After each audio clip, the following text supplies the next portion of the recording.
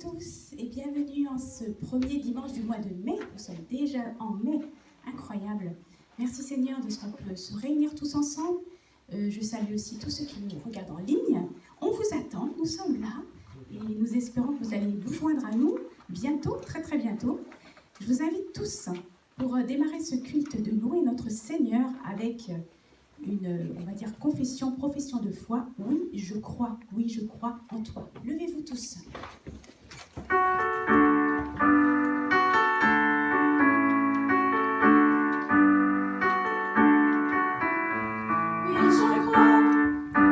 Oui, je crois en toi et je crois que tu es fidèle et droit. Parfois mon cœur proclame avec mon âme que je vis de la vie de l'esprit en moi. Oui, je crois en toi et je crois que tu es fidèle et droit. Parfois mon cœur proclame avec mon âme que je vis de la vie de l'esprit en moi. Émerveillé par ta beauté, mes yeux ont enfin trouvé un chemin de lumière où la terre entière resplendit de ta bonté. Oui, je crois en toi et je crois que tu es fidèle et droit. Parfois mon cœur proclame avec mon âme que je vis de la vie de l'esprit en moi. Oui, je crois en toi et je crois que tu es fidèle et droit. Parfois mon cœur proclame avec mon âme que je vis de la vie de l'esprit en moi. Couronné d'un ciel étoilé, entouré de ta majesté,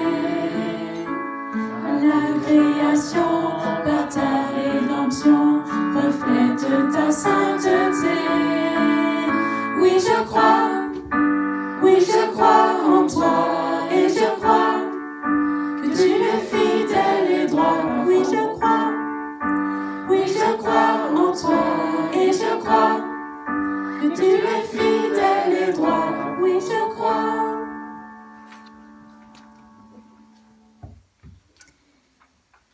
Psaume 99, versets 3 à 5. Que tous les peuples célèbrent ce Dieu grand et redoutable, car il est saint. C'est un roi puissant, aimant la justice. Proclamez la grandeur de l'Éternel, lui notre Dieu. Prosternez-vous devant son marchepied, car il est saint.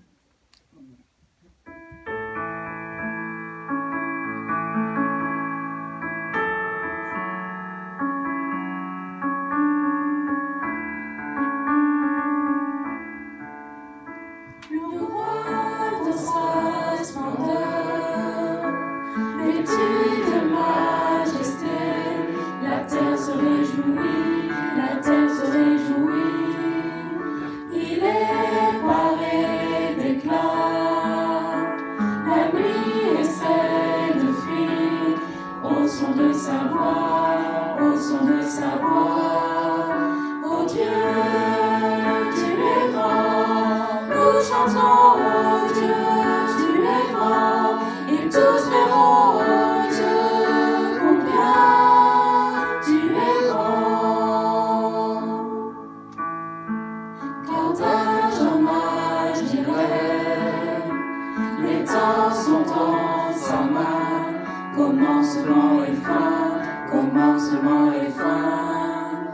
Le Père, le Fils, l'Esprit, Trinité divine, le lion et l'agneau, le lion et l'agneau. Oh Dieu, tu es grand, nous chantons, oh Dieu, tu es grand, et tous verront, oh Dieu, combien tu es grand. Le plus grand des noms, digne de louange.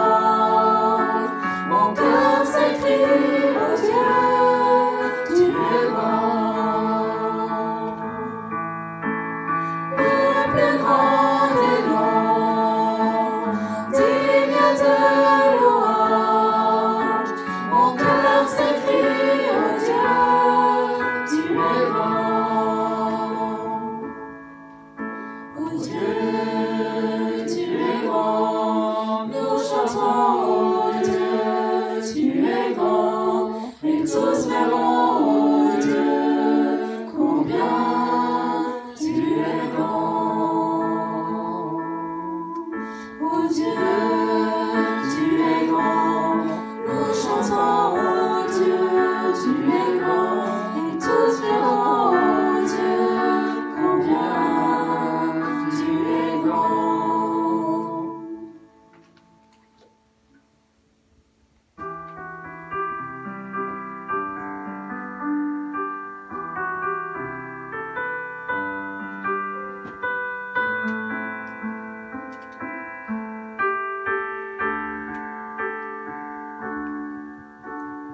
Tu as changé l'eau en vin, ouvert les yeux par ta main, nul n'est comme toi, comme toi. Dans nos ténèbres tu brilles, nous revenons à la vie, nul n'est comme toi, comme toi. Dieu est le plus grand, Dieu est le plus fort, Dieu tu es bien au-dessus de tout autre. Notre Dieu guérit, puissant il agit, notre Dieu. Dans nos ténèbres tu brilles, nous revenons à la vie, nul n'est comme toi, comme toi. Dieu est le plus grand, Dieu est le plus fort, Dieu tu es bien au-dessus de tout autre. Notre Dieu guérit, puissant il agit, notre Dieu. Si notre Dieu est pour nous, qui pourra nous arrêter? Et si Dieu est avec nous, qui sera contre nous? Si notre Dieu est pour nous, qui pourra nous arrêter? Et si Dieu est avec nous, qui sera contre nous?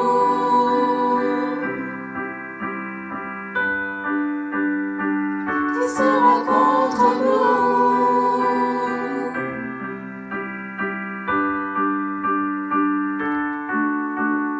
Dieu est le plus grand, Dieu est le plus fort, Dieu tu es bien au-dessus de tout autre. Notre Dieu guérit, puissant il agit, oh Dieu, notre Dieu.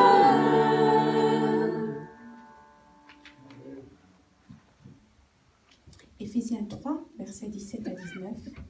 Que le Christ habite dans votre cœur par la foi. Enraciné et solidement fondé dans l'amour, vous serez ainsi à même de comprendre avec tous ceux qui appartiennent à Dieu combien l'amour du Christ est large, long, élevé et profond. Oui, vous serez à même de connaître cet amour qui surpasse tout ce qu'on peut en connaître, et vous serez ainsi remplis de toute la plénitude de Dieu.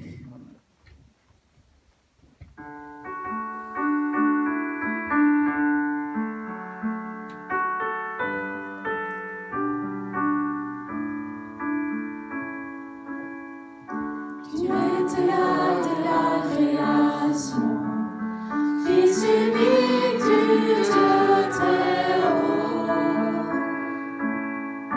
Les mystères de ta gloire révélés, en toi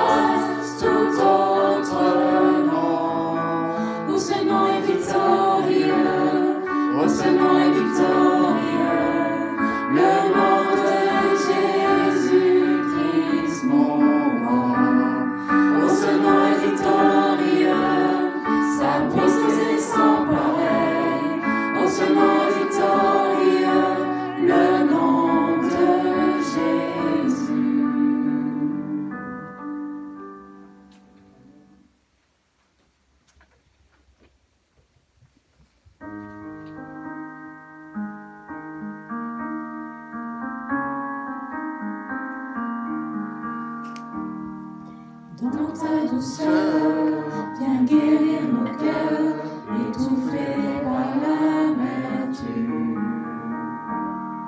Dans ta bonté, viens révéler l'amour éteint par l'habitude.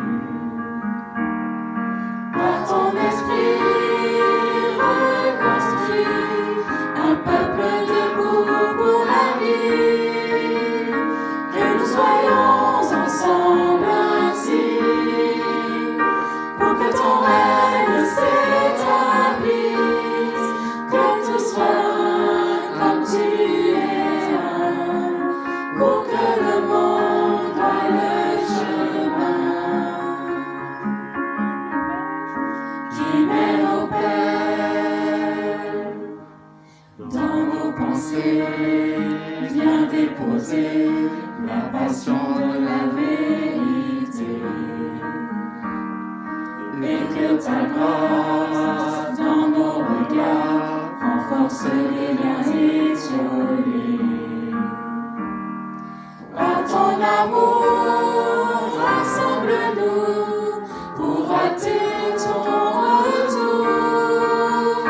Que nous soyons ensemble ainsi, pour que ton règne s'établisse, que tout soit comme tu es un, pour que le monde voie le chemin qui mène au Père. De ton esprit, viens nous remplir, à chacun te révéler. Dans ta compassion, viens et réponds au soupir de ta bien-aimée. Écoute-nous, nous voulons ta gloire au milieu des nations. Que nous soyons ensemble ainsi, pour que ton règne s'établisse, que tout soit comme tu es un, pour que le monde voie le chemin qui mène au Père.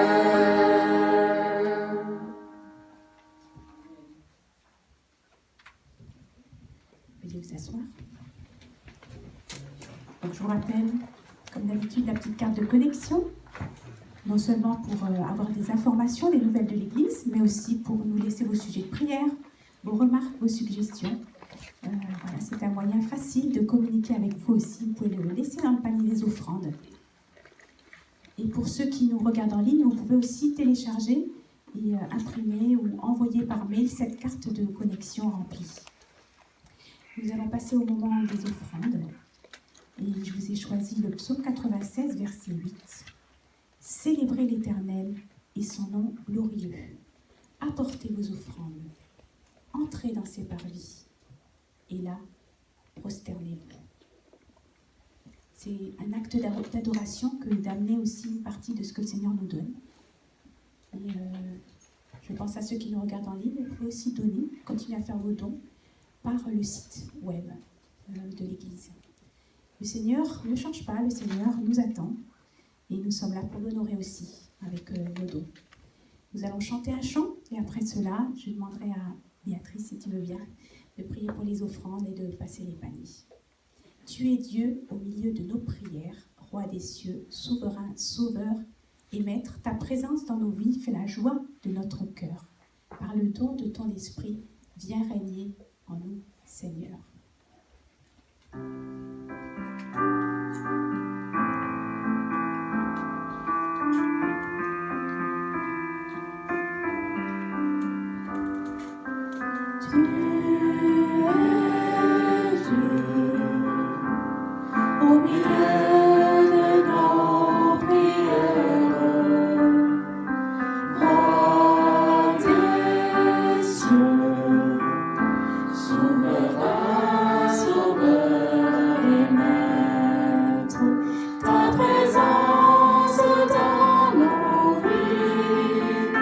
Fais la joie de notre cœur.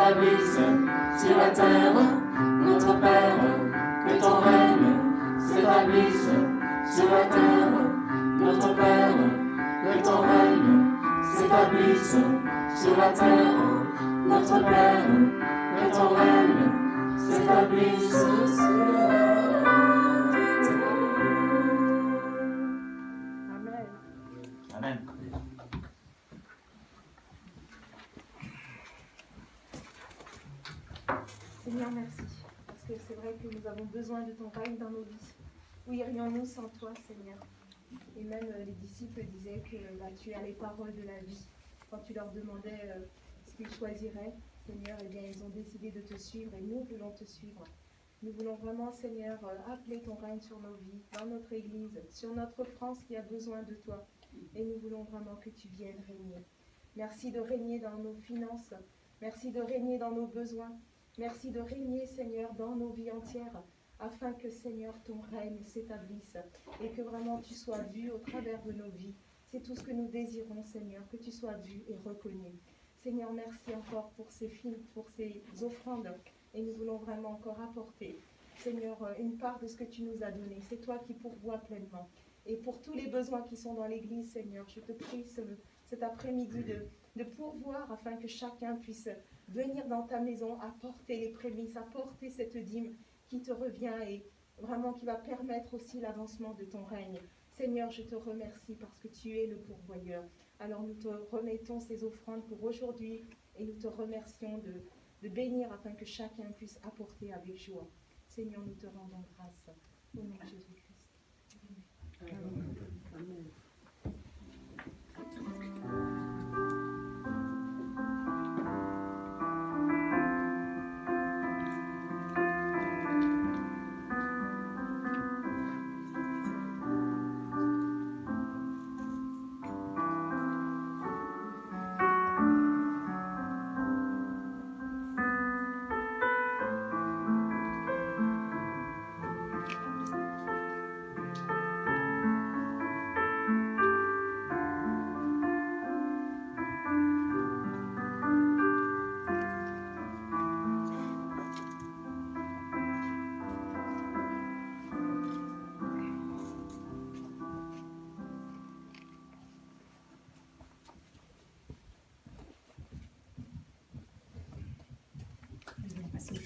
enfants. Et aujourd'hui, on va chanter en canon. C'est chouette les canons, vous allez voir. On se met d'abord tous ensemble, ensuite on se divise en 2 groupes, à peu près à la moitié là, positionnés. Et puis donc, quand on sépare en 2, ça sera avec Leslie qui démarre, et puis Anne-Laure qui démarre un petit peu en décalé. Donc choisissez si vous êtes de gauche ou de droite. Voilà, avec Leslie, avec Anne-Laure, et puis moi, je suis avec tout le monde, d'accord? On y va, je vous invite à vous lever, Roi des rois, pour les petits et les grands.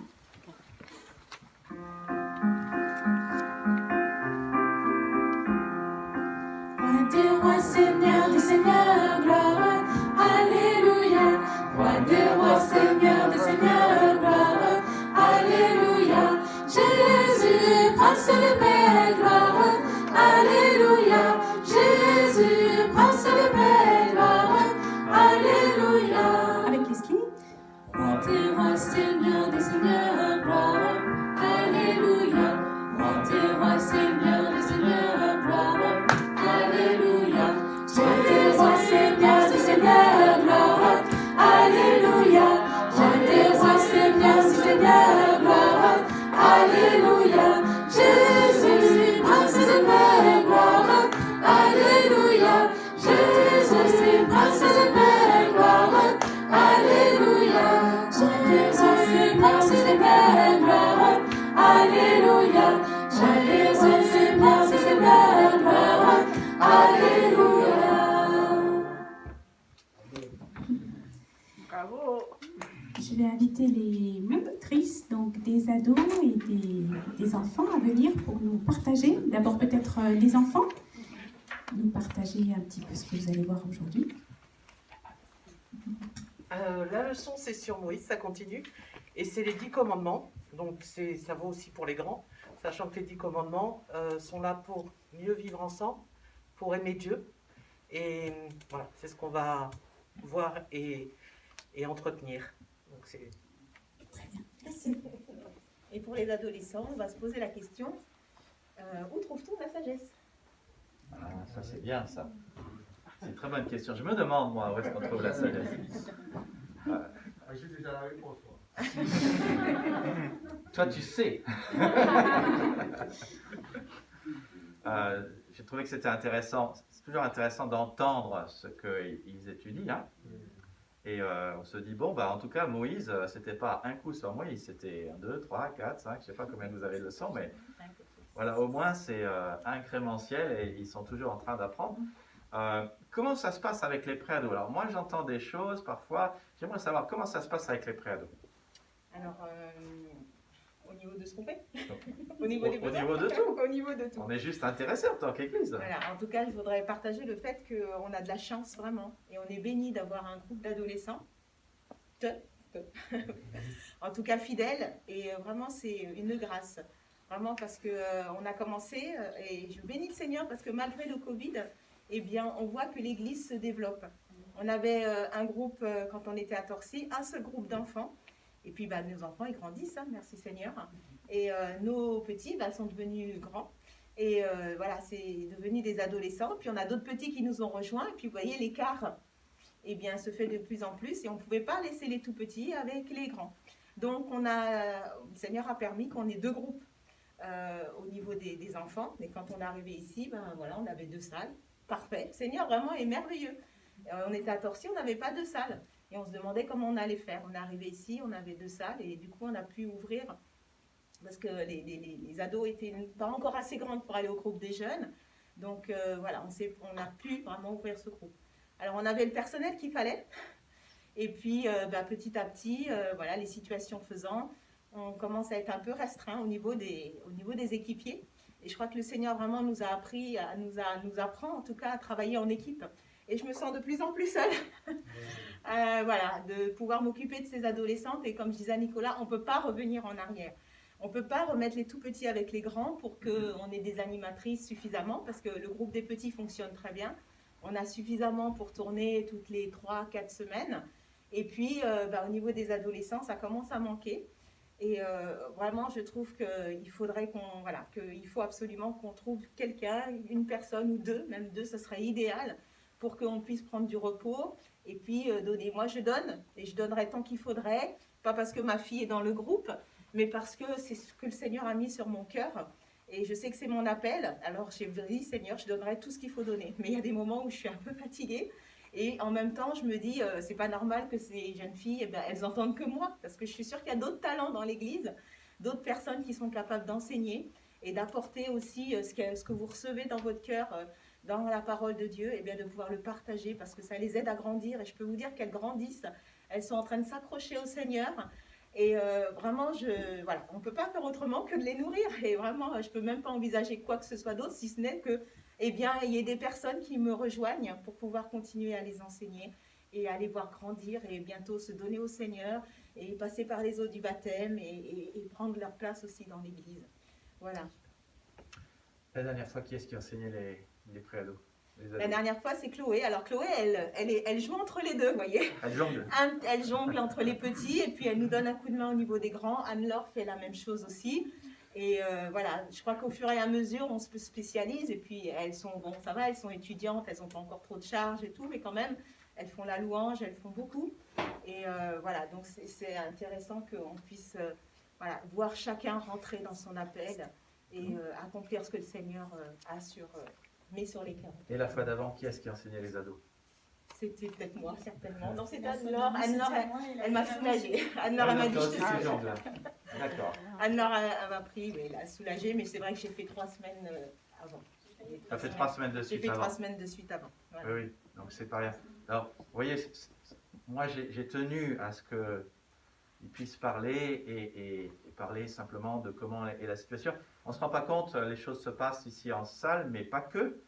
Il y a le devant, il y a le derrière, l'église c'est partout. Et parfois il y a des situations qui passent tranquillement sous le tapis et on ne se rend pas compte. Et nous devons veiller les uns sur les autres. J'espère que vous êtes d'accord avec cela. Ils ont besoin de nous et au minimum de notre soutien dans la prière. Mais là, clairement, nous aurions besoin de 2 personnes. Alors, je vois qu'il y a une certaine flexibilité parce qu'il y a Anne-Laure. Bon, Anne-Laure préfère les petits-enfants, je crois, mais il y a une certaine flexibilité parce que vous jonglez. Bon, le Seigneur nous demande à tous d'être flexibles. Hein. Je pense que c'est une manière aussi de résumer notre vie chrétienne. Toujours être flexible pour le Seigneur. Comme lui, il a été, hein. Il a quitté sa gloire pour se faire homme et se mettre à notre niveau. J'aimerais bien qu'on puisse... Est-ce que ça serait possible que 3-4 prient simplement pour que le Seigneur pourvoie, déjà renforce, donne de la force à l'équipe qui est en place, et puis que le Seigneur pourvoie aussi à 2 personnes pour pouvoir étoffer l'équipe des ados. C'est possible? Est-ce qu'on peut prier? C'est l'exercice relationnel de la journée. On prie le Seigneur, ok? Qui est-ce qui commencera?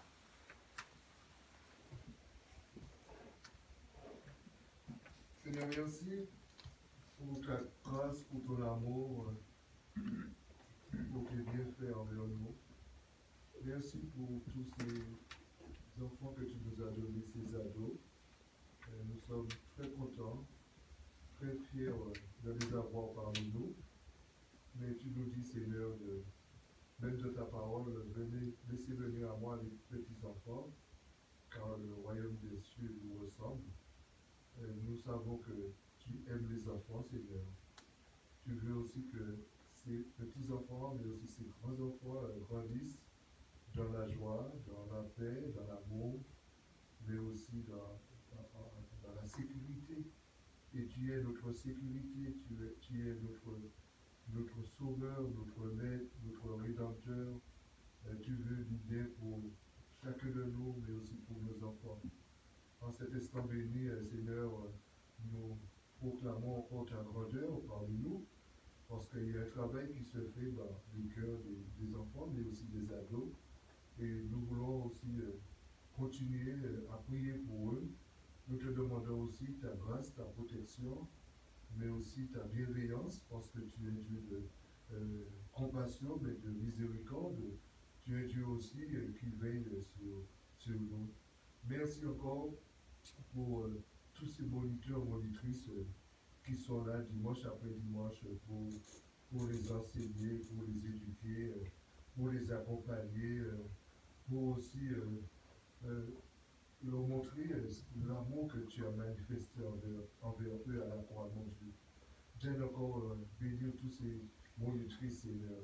Donne aussi leur donner le courage, la force, l'amour, tout ce qu'il faut pour que ces enfants soient bien nourris, mais aussi ces enfants grandissent dans la foi, mais aussi dans l'amour. Mon Dieu, tu as entendu aussi les cris de Béatrice. Ça fait quelques temps que je me retrouve seul. C'est vrai, elle a des aides, mais ce n'est pas encore cela. Mais nous te demandons encore d'envoyer des ouvriers dans la moisson. Mon Dieu, tous ceux et celles qui ont reçu cet appel, qu'ils puissent encore aider. Et qu'ensemble, nous soyons un, mon Dieu. Ensemble, nous puissions te donner gloire à travers nos enfants, mais aussi à travers ton peuple, Seigneur. Merci encore d'agir, mon Dieu. Et merci aussi de répondre à nos prières cet après-midi. Nous avons besoin de toi, mais aussi nous avons besoin de ta grâce, Seigneur Jésus. Bénis encore tous les moniteurs, les monitrices, bénis tous les enfants, tous les ados, et que vraiment, ensemble, nous formons un peuple glorieux, mais un peuple aussi qui te donne la gloire, Seigneur. Au nom de Jésus, Amen. Amen. Merci Seigneur pour le sacrifice que tu as fait pour nous à la croix, Seigneur. Merci Seigneur d'avoir ressuscité l'Église que nous sommes, Seigneur, par ton sang, Seigneur. À la manière du premier Adam auquel tu as tiré, Seigneur, Ève, tu as tiré de ta côte, toi, notre Seigneur Jésus, notre Église, Seigneur. Faites, Seigneur, que tu puisses renforcer la luminosité de ce chandelier que nous sommes dans le Val-Maubuet, Seigneur. Et faites, Seigneur Jésus-Christ, que tu puisses redonner un souffle de force et de joie et de compassion à cette Église, afin que plusieurs moniteurs et monitrices, Seigneur, puissent se lever pour encadrer les préados, Seigneur, et leur apprendre, Seigneur, que ce n'est pas le monde qui pourvoit à l'amour dont on a besoin dans notre âme, de notre esprit, Seigneur, mais c'est uniquement toi, Seigneur. Faites, Seigneur Jésus-Christ, que nous qui sommes spectateurs, Seigneur, de ce monde qui part en déchéance, Seigneur, que ce monde qui renie Dieu, Seigneur, nous puissions être une voix dissidente, Seigneur, pour enseigner à nos enfants, à nos ados, Seigneur, à être une force pour le bien dans ces derniers temps, Seigneur. Tu nous as, Seigneur, challengé, Seigneur, avec cette phrase, avec cette question, quand reviendrai-je, trouverai-je encore la foi sur la terre? Eh bien oui, tu la trouveras, Seigneur, car tu la susciteras au milieu de nous, Seigneur, et tu susciteras un nouvel élan d'héroïsme par ton Saint-Esprit, Seigneur, afin que quelques hommes et quelques femmes ici-bas puissent se lever en ton nom, Seigneur. Tu as dit, Seigneur Jésus-Christ, au temps de Jézabel et au temps d'Achab, que tu t'es réservé 7000 hommes qui ne se sont pas agenouillés devant Baal, Seigneur. Ainsi, tu t'es réservé une nouvelle Église, notre collectif de frères et sœurs, d'amis très proches, Seigneur, afin que nous puissions, nous aussi, nous lever en ces temps qui sont les derniers, Seigneur, pour inculquer à nos enfants et à nos préados, Seigneur, le véritable chemin du bien. Je prie au nom de Jésus-Christ. Seigneur, je veux te prier pour les ados et les jeunes. Tu dis dans ta parole que la moisson est vraiment meilleure que le Père. Seigneur, nous remettons ces enfants en tes mains, c'est toi qui as permis qu'ils soient dans cette église. Je remets aussi, Seigneur mon Dieu, ces enfants, Père, pour toute l'équipe. Seigneur, quand nous regardons ce monde qui est perverti, nous avons besoin de ton esprit de censure, pour toute l'équipe. Que chaque pensée, chaque attitude, chaque comportement, que les âmes soient dirigées par ton esprit. De la même manière que l'enfant, Jésus a grandi devant ta terre. Que ton esprit de vie. Que toute force, Seigneur, qui va essayer de détourner, que ta grâce, Seigneur, soit repoussée au nom de Jésus. Amen. Merci pour ta présence dans la vie. Amen. Père Tout-Puissant, Père, glorieux Père, je te bénis, je viens devant ton trône de grâce, Père, Seigneur, ce que tu veux lancer sur quelqu'un, Père. Seigneur, parce que je bénis ton nom parce que tu es Jéhovah Jireh, Père. C'est toi qui pourvois, Père. Tu connais les besoins de vie, Père. Je te présente cette requête cet après-midi, Seigneur. Tu connais les besoins de l'église, de l'école de dimanche, Père. Ils ont besoin de se renforcer, Père Céleste. Père, c'est toi qui touches les âmes, Père Céleste. Tu connais toutes choses. Et la Bible me dit, Père Céleste, dans le livre de Luc 1, 37, que rien n'est impossible à toi, Père Céleste. Tu connais toutes choses, Père. Seigneur, touche les âmes, dispose les cœurs qui sont disposés, Père, pour vous mener à bien cette mission, Père céleste. Père, toi, tu avais dit, Seigneur, que demandez, vous recevrez, afin que votre joie soit complète. Père, laisse que ton nom soit béni, soit élevé, Seigneur. Par le nom puissant de Jésus-Christ, je te demande tout ceci, Seigneur. Amen. Amen. Seigneur, nous te remercions pour Anne-Marie, pour Béatrice, pour Chloé, pour Anne-Laure. Merci, Seigneur, pour leur service à ta personne, pour leur cœur pour toi, pour le temps qu'elles consacrent à enseigner les enfants de l'Église. Seigneur, ce sont tes enfants. Tout ce que nous avons, nous l'avons parce que tu nous l'as donné, cela t'appartient. Te remercions, Seigneur, pour ce zèle qu'elles ont, pour la bonne humeur qu'elles ont, pour la constance qu'elles ont, pour la persévérance. Merci parce qu'elles dépendent entièrement de toi, Seigneur. C'est tellement évident. Mais Seigneur, tu vois que parfois, on se retrouve seul, on fait tout. Certains sont occupés, certaines sont occupées. On se retrouve seul, on a de la bonne volonté, mais Seigneur, on n'est pas fait pour être seul. Tu veux que nous œuvrions et que nous soyons en équipe, que nous grandissions en équipe, que nous servions en équipe. Et c'est pour cela, Seigneur, que nous venons humblement devant ta face. Tu nous as fait une promesse, Seigneur. Approchons-nous donc du trône de la grâce. Nous obtiendrons le pardon et nous serons secourus dans nos besoins au moment opportun. Nous voulons croire, Seigneur, que tu veux répondre à ta promesse. Et nous proclamons, Seigneur, nous réclamons l'accomplissement de ta promesse pour que tu puisses pourvoir en nombre suffisant à 2 moniteurs ou monitrices d'école du dimanche pour les ados. Prions également, Seigneur, pour que tu donnes de la force à Béatrice, à Chloé, à Anne-Laure, à Anne-Marie, de la force, de la joie, de l'amour, de la paix, de la bonne humeur, que tu les remplisses. De ta parole, que ta parole habite abondamment dans leur cœur et que ton esprit habite abondamment dans leur cœur, les anime et leur donne beaucoup de joie et beaucoup de lumière pour, Seigneur, enseigner les enfants et les former à la vie que tu as prévue pour eux. Seigneur, nous nous attendons à toi et nous te remercions d'avance pour ta réponse à nos prières. Amen. Amen. Pour ce moment de culte, nous avons la scène aujourd'hui et pour introduire ce moment de communion, je vous invite à entonner tous ensemble le chant « Pur, ton sang si précieux m'a pardonné ».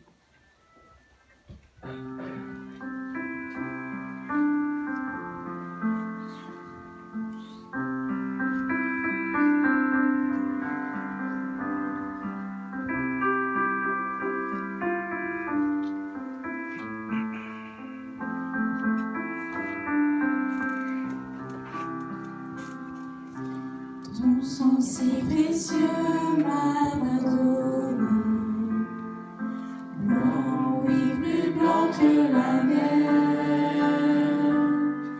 Tu fais battre en retraite mon péché, ma honte, et par cette alliance tu me restaures. Donc je me lève pour t'adorer, ma vie est épargnée par ta bonté. C'est ton saint nom qui m'a franchi. Grâce à toi, Jésus, mon cœur est pur. Affermis mon cœur dans ta présence. Rends-moi la joie de ton salut. Attire-moi près de toi, sanctifie ma vie. Ton esprit fait toutes choses nouvelles. Donc je me lève pour t'adorer. Ma vie est épargnée par ta bonté. C'est ton saint nom qui m'a franchi. Grâce à toi, Jésus, mon cœur est pur.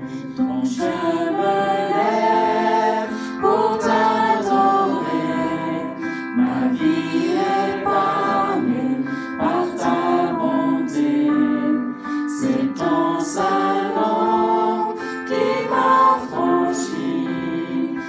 Grâce à toi, Jésus, mon cœur est nu. Grâce à toi, Jésus, mon cœur est nu. Vous pouvez vous asseoir.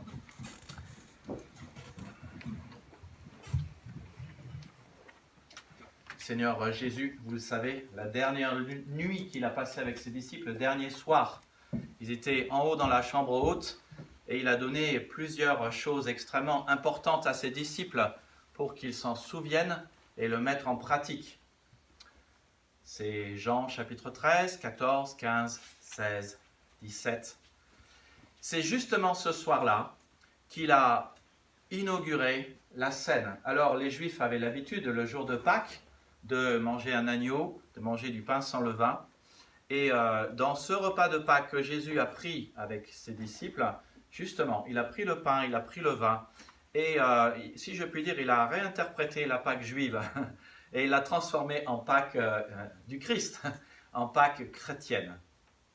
Et il a dit une chose qui était très simple en fait. Il a dit qu'il ne mangera plus jamais de ces choses-là. La prochaine fois, ça sera dans le royaume de Dieu. Et il a dit que cette coupe symbolisait son sang qu'il a versé pour nos péchés. Marc 10, 45, le Fils de l'homme est venu, non pour être servi, mais pour servir et donner sa vie en rançon pour beaucoup.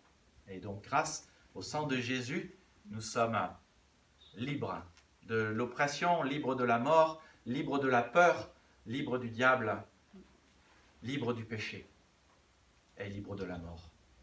Et il a aussi pris le pain, et en prenant le pain, il a cassé le pain et il a dit, ce pain, et c'est mon corps qui est brisé pour vous. Et il a rajouté, il y a une phrase qu'il rajoute qu'on oublie souvent, mais il a dit que ce pain et ce vin, c'est la nouvelle alliance en son sang. Une phrase tellement importante. La nouvelle alliance, c'est quoi? C'est ce que Dieu avait promis dans Jérémie 31 et suivant. Je vous avais donné ma loi, vous n'avez pas pu la suivre, alors je vais vous donner une nouvelle alliance. Je vais écrire ma loi dans vos cœurs, je vais faire en sorte que vous me connaissiez, je vais pardonner vos péchés. En fait, la nouvelle alliance pourrait se résumer en une phrase, je m'occupe de tout. C'est exactement ce que Jésus a dit. C'est exactement ce que Dieu dit dans Jérémie 31, ce que je viens de citer. J'inscrirai mes instructions non plus sur des tablettes de pierre, mais dans leur conscience, je les graverai dans leur cœur, je serai leur Dieu, ils seront mon peuple. Je. Dieu dit, je vais faire ceci et je vais faire cela. Je pense à 1 Pierre 5, 7 qui dit, lui-même prend soin de vous. Je pense à Matthieu 6, 33, cherchez d'abord, votre Père Céleste sait que vous avez besoin de ces choses, cherchez d'abord le royaume des cieux et toutes ces choses vous seront données ensuite. Dieu a dit, je m'occupe de tout. Te donner une place au ciel, pardon des péchés, de faire en sorte que tu sois capable de vivre pour moi. C'est ça ce que nous célébrons aujourd'hui. Et il y a toujours ce texte, je sais que j'avais cité ce texte autrefois dans 1 Corinthiens, chapitre 10, verset 16, qui dit « La coupe que nous bénissons, n'est-elle pas le sang de Christ? Le pain que nous mangeons, n'est-il pas le corps de Christ avec lequel nous sommes en communion? » Dans beaucoup d'églises, ce que nous faisons actuellement, ça s'appelle la communion. La communion, c'est quoi? La communion, c'est dire je prends part, je participe, je partage. C'est exactement ce que Jésus-Christ a fait. Ce soir-là, ce n'était pas un contexte formel. Jésus n'était pas en costume cravate. Il n'était pas dans une église. Il était par terre autour d'une table, dans un contexte informel de communion, où ils partageaient un repas ensemble, partageaient un bon moment ensemble, un moment certes difficile. C'était la dernière nuit, mais ils partageaient. Et à la croix, c'est ce que Jésus a fait. Il a partagé sa vie, partagé son sang, partagé son corps. Son corps a été, si je puis dire, donné, son sang a été donné pour que tu puisses vivre, que tu aies la vie éternelle et abondante. C'est cela ce que nous fêtons. Et Jésus a dit, surtout, il nous a laissé plusieurs ordres, mais 2 ordonnances, le baptême et la scène. Et quand tu choisis de participer, tu es en train de dire, j'y crois Seigneur, j'avais besoin d'un sauveur, j'ai toujours besoin d'un sauveur, tu es mon sauveur. Seigneur, je participe parce que je crois en toi. C'est une déclaration de foi. Et je veux t'inviter à participer, surtout. si tu as des péchés qui doivent être confessés, si tu es chrétien, j'espère que tu n'as pas de péchés qui doivent être confessés, mais c'est normal que tu participes et que tu ne restes pas à ne pas participer. Nous ne croyons pas qu'il est nécessaire d'être baptisé pour participer. Il est nécessaire de croire en Jésus. Et donc je veux vous inviter, c'est vous qui décidez, si vous participez ou non, si vous voulez prendre part, si vous y croyez, si la mort de Christ signifie quelque chose pour vous, vous qui croyez en lui et qui êtes sauvés. Si vous n'y croyez pas, vous pouvez encore dire « Je veux faire partie de ceux qui sont sauvés. Seigneur, moi j'ai besoin de quelqu'un qui me sauve, de mes péchés, qui me garantit d'être au ciel. Et je veux du pardon des péchés. » Donc, je vais donc inviter Priscille, ma diaconesse préférée, à venir m'aider. Et puis peut-être quelqu'un pour m'aider pour distribuer le vin. Jérôme, tu veux venir nous rejoindre? Donc quelques précisions. Nous attendons, la distribution va passer. C'est Priscille qui sert, ça fait moins de virus qui circulent. Et puis je vais en fait simplement, comme tout à l'heure, ouvrir le temps pour que vous puissiez remercier le Seigneur pour ce qu'il a fait pour vous, pour la croix. C'est ce que nous célébrons aujourd'hui, la croix comme élément central de notre foi chrétienne. Le sacrifice de Christ comme élément central de notre foi chrétienne. Nous ne sommes pas sauvés par nos mérites, mais par son mérite. Non pas parce que nous faisons des choses, mais parce qu'il a tout accompli à la croix. Amen. Amen. Je vous laisse le remercier. On va le remercier en prière d'abord et vous passerez ensuite ça. Merci.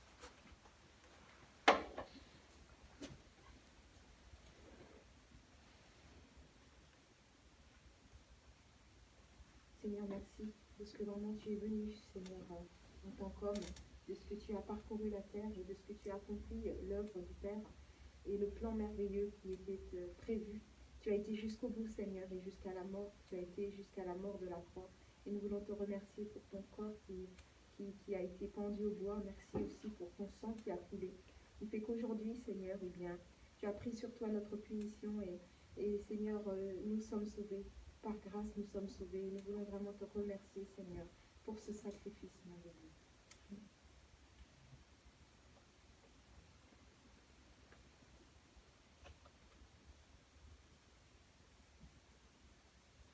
En venant dans le monde, le premier a dit, tu n'as voulu ni sacrifice ni offrande pour les péchés, mais tu m'as formé encore pour que, ô Dieu, je puisse accomplir ta volonté. Merci, Seigneur Jésus, de t'être dépouillé de la gloire céleste que tu avais auprès du Père avant que le premier atome de l'univers ne soit créé, Seigneur. Merci d'avoir revêtu une chair semblable à la nôtre, sans jamais connaître et commettre le péché, Seigneur, afin que nous puissions inaugurer, Seigneur, cette voie, Seigneur, vers le salut, la réconciliation avec notre Père céleste, Seigneur. Merci d'avoir réconcilié tout l'univers en toi, Seigneur. Merci, Seigneur, de t'être donné en sacrifice, Seigneur, afin que mes péchés, que nos péchés puissent être pardonnés, Seigneur. Auparavant, Seigneur, Jésus-Christ, tu étais un pécheur tel que tu connais, Seigneur. J'étais recroquevillé sur moi-même, Seigneur, associable, Seigneur, et j'étais haïssable et haïssant les autres, Seigneur. Mais par ton sacrifice, Seigneur, tu m'as réconcilié avec toi-même, Seigneur, et tu as ouvert mon cœur, Seigneur, afin que je puisse élargir l'espace de ma tente, Seigneur, et avoir des frères et des sœurs, Seigneur, avec qui je puisse avoir une véritable communion, Seigneur. Merci, Seigneur, pour ce sacrifice, Seigneur. Et merci, Seigneur, de m'avoir appelé, de nous avoir appelé. Je prie au nom de Jésus. Amen. Oui, Seigneur, dans ta parole, tu dis que ni par notre force, ni par notre puissance, mais par le sang, l'agneau de Christ.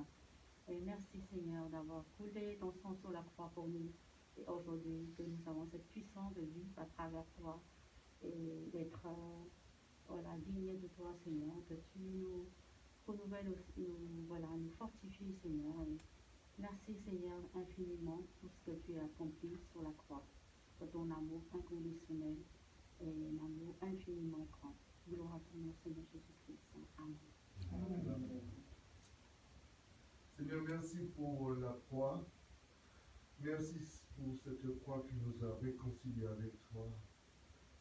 Merci parce que c'est grâce à la croix que maintenant nous avons été purifiés, pardonnés. Oui, Seigneur, tu as changé ce cœur de pierre en cœur de chair. Maintenant, nous pouvons t'aimer, mais aussi nous pouvons nous aimer les uns les autres. Nous pouvons nous pardonner, nous accepter, nous supporter. Merci parce qu'à la croix, Seigneur, tout est accompli. Tu nous as sauvés. Il n'y a aucune condamnation pour tous ceux et celles qui croient en Jésus-Christ. Et c'est pour cela, en cet instant, nous nous approchons humblement devant cette table. Oui, ce corps qui a été brisé pour nos péchés, ce sang qui a été coulé pour nos péchés, Seigneur. Nous sommes maintenant lavés, purifiés dans le sang de Jésus.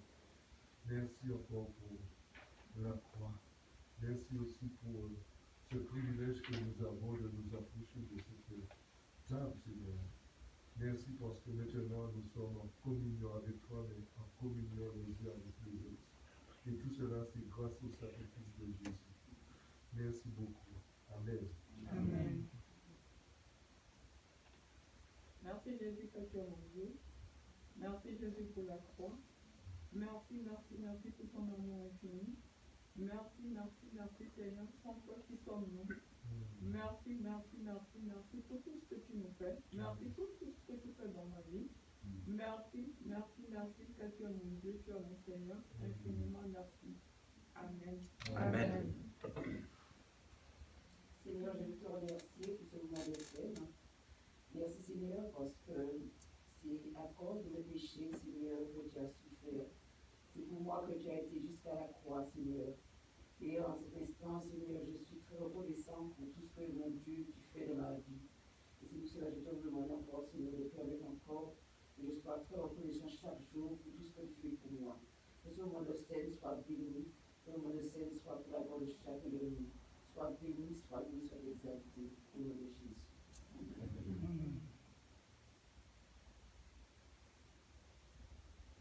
Seigneur, Père, nous te remercions de ce que c'est toi-même qui as imaginé ce salut par la grâce, par la foi en Jésus-Christ. Seigneur, si tu avais dû attendre qu'on te cherche, tu aurais attendu longtemps. Si nous avions dû devenir bons par nous-mêmes pour pouvoir entrer au ciel, Seigneur, nous ne serions jamais entrés. Alors nous te remercions de ce que tu as envoyé partie de toi-même, ton Fils bien-aimé, l'unique, la deuxième personne de la Trinité, le Logos, la parole, le Verbe. Manifestation, Seigneur, de ton amour, image exacte de qui tu es, message que tu voulais nous envoyer et que nous avons, Seigneur, vu, contemplé, reçu, que tu es grâce, amour, vérité, mais aussi sainteté et justice. Seigneur, notre Père, nous te remercions de ce que, à la croix, ta sainteté, Seigneur, a exigé que justice soit faite et ta justice a été faite. Ainsi, notre péché a été payé par ton Fils Jésus-Christ, qui était parfaitement Dieu et parfaitement homme. Il a payé à notre place et il t'a rendu propice. Il a expié, Seigneur, nos fautes, nos transgressions, notre péché qui est si horrible, si moche, et pour lequel, Seigneur, nous sommes responsables. Te remercions, Seigneur, pour ce sang qui a coulé. Merci pour l'exemple de ton Fils à la croix, alors qu'il a prononcé sa première parole, et il a dit « Père, pardonne-leur parce qu'ils ne savent pas ce qu'ils font ». Merci pour toutes les autres paroles de Jésus qui sont des paroles complètement incroyables. Merci surtout pour l'effet de la croix sur notre vie. Parce qu'il a payé pour nous, nous sommes libres. Et nous savons où nous allons. Nous sommes réconciliés avec toi. Nous pouvons jouir, Seigneur, d'une relation d'amour avec toi, où tu nous aimes et nous t'aimons en retour. Et merci aussi de ce que tu ne nous as pas laissés seuls alors que Jésus a quitté cette terre.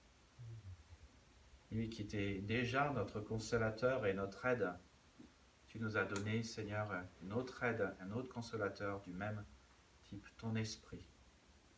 Lui aussi, Seigneur, qui habite en nous. Merci, Seigneur, que tu ne nous laisses pas seuls pour vivre ici-bas sur terre. Et merci également, Seigneur, pour l'Église, la communauté de ceux qui croient en toi.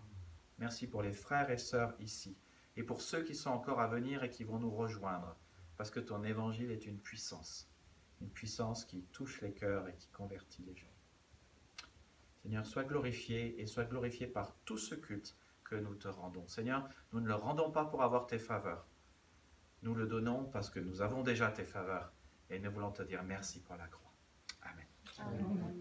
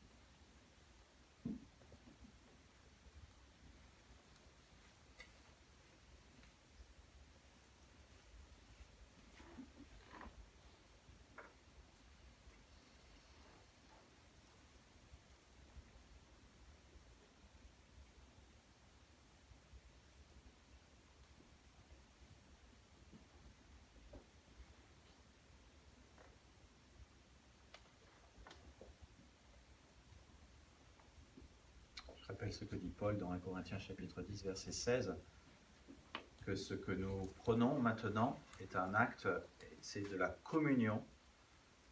C'est un moment de communion que le Christ a eu avec ses disciples. La croix, son corps, est un moment de communion. Il a partagé son corps et son sang. Mais alors que nous allons manger et boire, c'est aussi de la communion que nous avons avec le Christ. Nous sommes en train de dire, je prends part.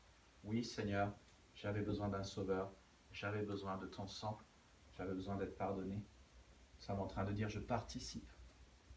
C'est une part active, c'est une déclaration de foi que vous faites en prenant le pain et en prenant le vin. Jésus a dit, ceci est mon corps qui a été brisé pour vous.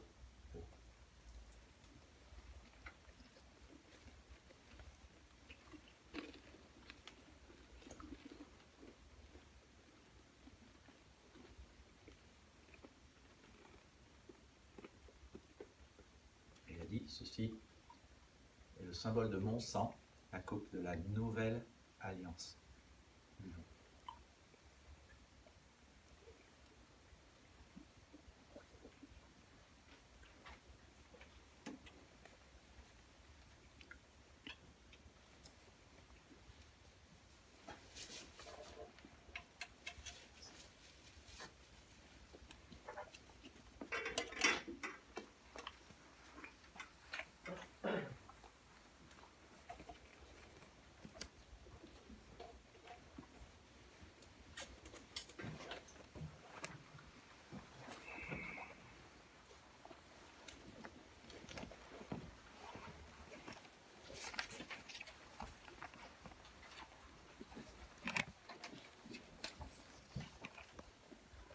Je veux donc toujours vous inviter à ce que vous lisiez les annonces dans le bulletin. C'est là que vous avez vraiment toutes les choses importantes pour la semaine. Je vous laisse les lire, je ne les lirai pas tout à l'heure par souci de gain de temps. Je veux dire que le Seigneur fait des choses très réjouissantes en notre sein en ce moment, particulièrement par la banque alimentaire. Les étudiants étaient un peu moins nombreux ce samedi. On a ressenti là le coup du 1er mai. Donc le 1er mai, les magasins sont fermés, donc certains ne sont pas allés acheter. Et puis on a eu moins de choses qui sont arrivées. Mais le Seigneur a pourvu, c'était toujours un moment sympa. Et c'était aussi intéressant de voir qu'on s'est dit, plusieurs se sentent seuls et aimeraient peut-être jouer ensemble. Donc c'est ce qui a été fait hier. Il y a plusieurs étudiants qui sont venus, je ne sais plus, je n'ai pas compté, ils étaient 7 peut-être. Merci aux uns et aux autres de l'église qui sont venus jouer.